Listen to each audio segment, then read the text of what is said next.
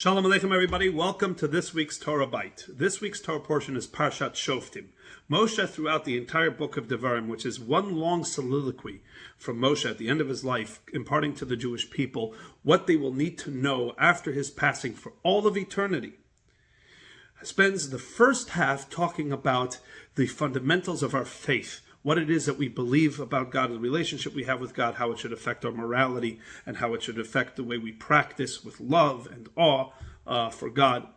A personal relationship with the infinite King of Kings. A remarkable discussion, which includes the Ten Commandments, it includes the Shema Yisrael, big ideas and little ideas, making a bracha 100 times a day, each little bracha, a treasure trove of divine awareness that we can have as a constant.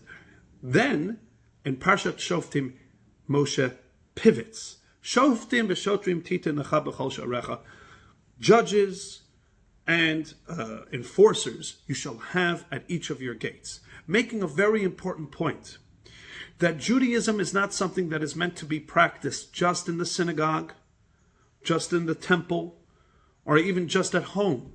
But Judaism is what you also use to define the morality and what is right and correct and what is good and evil in the marketplace, in your civil and social engagements.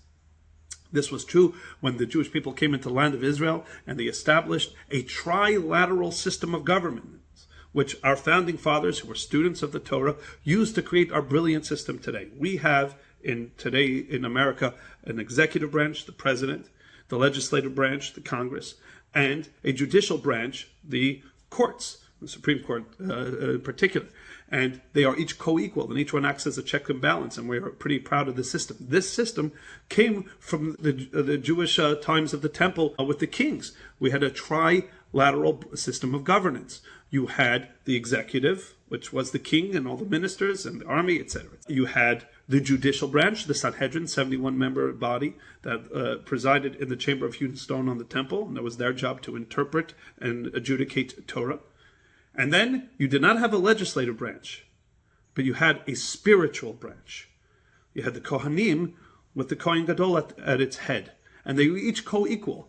The king at the head of his branch, the Kohen Gadol at the head of his branch, and the Av Bet Din, the head of the Sanhedrin, as the head of his branch, were each co-equal and had checks and balances against each other. The king needed the Kohen Gadol. On the Holy of Holies, on the day of Yom Kippur, it was the Kohen Gadol who could enter into the Holy of Holies. And the king needed him.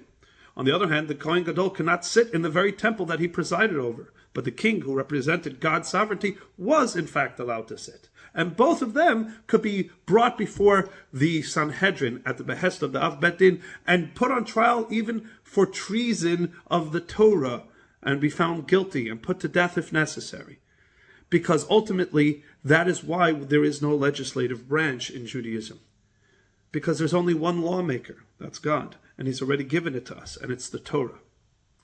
And each one of us, even as we are not founding our own society, but we each have our micro society and civilization, which is ourselves. And there are three co-equal aspects of our lives.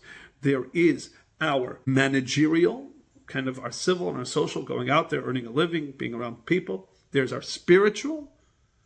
And then there is our academic, what we know and what we learn in pursuit of knowledge, etc. Now, we can understand, most people would say that Judaism has a role to play, definitely in my spiritual, and perhaps also in my academic. I will study Torah, etc. This parsha drives home the point that no, Torah belongs equally and universally, because it all is under the guidance and the direction of God, the one lawmaker, and his Torah, that which provides us clarity. This is why it says, Shoftim v'shotrim, judges and enforcers, titen lecha, in the singular, to each and every one of us.